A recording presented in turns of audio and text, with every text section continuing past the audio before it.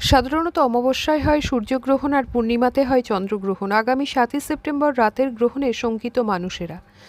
তবে ভয় পাওয়ার আগে জানুন যে যেহেতু প্রতি মাসে গ্রহণ হয় না, তাই গ্রহণকে নিয়ে মানুষের আগ্রহ থাকে তুঙ্গে। যখন সূর্য, পৃথিবী ও চাঁদ একই সরলরেখায় আসে, তখন পৃথিবীর ছায়ার জন্য চাঁদে সূর্যের আলো পৌঁছায় না, ফলে কিছু সময়ের জন্য চাঁদ অদৃশ্য থাকে। এটিই চন্দ্রগ্রহণ।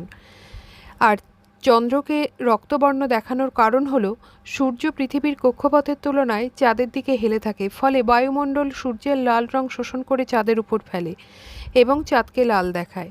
সূর্যগ্রহণে যেমন আমরা সূর্যের দিকে তাকাই না, তার অতিবেগুনি রশ্মি চোখের স্থায়ী ক্ষতি করে দিতে পারে, তেমনি চন্দ্রগ্রহণের ফলে উৎপন্ন হয় বিভিন্ন ক্ষতিকর রেডিয়েশন, যা খাবারের সাথে মিশে যেতে পারে এবং খাবারকে বিষাক্ত করতে পারে। তাই গ্রহণের আগে খাওয়া সারুন।